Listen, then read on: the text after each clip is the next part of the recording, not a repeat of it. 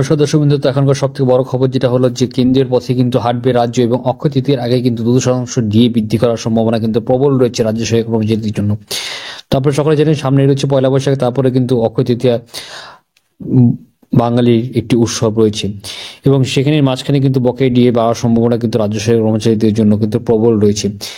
বর্তমানে কিন্তু কেন্দ্র সরকার কিছুদিন আগেই কিন্তু 2% ডিএ কিন্তু বৃদ্ধি করেছিল এবং রাজস্থান, আসাম, উত্তরপ্রদেশ সহ বিভিন্ন রাজ্যে কিন্তু লক্ষ লক্ষ সরকারি কর্মচারীদের মুখে কিন্তু হাসি পড়েছিল এবং এরপরে কিন্তু রাজ্য সরকারি কর্মচারীদের যে খুশি করার লক্ষ্যে কিন্তু অক্ষয় তৃতীয়ার আগে কিন্তু আবার কিন্তু ডিএ বাড়ার সম্ভাবনা কিন্তু রাজ্য সরকারি কর্মচারীদের কিন্তু 2% ডিএ বাড়ার সম্ভাবনা কিন্তু প্রবল রয়েছে। তো বিশাল বড় একটি খবর রয়েছে, খুব শীঘ্রই কিন্তু আপনাদের জন্য সুখবর আসতে চলেছে। তো জয় হিন্দ বন্ধু। তো আশা করি আজকে ভিডিও ভালো হচ্ছে, লাইক করবেন, শেয়ার করবেন, চ্যানেল সাবস্ক্রাইব করে নেবেন, পাশে বেল আইকনটা অবশ্যই প্রেস করবেন। জয় হিন্দ, বন্দে মাতরম। ধন্যবাদ ভিডিওটি দেখার জন্য।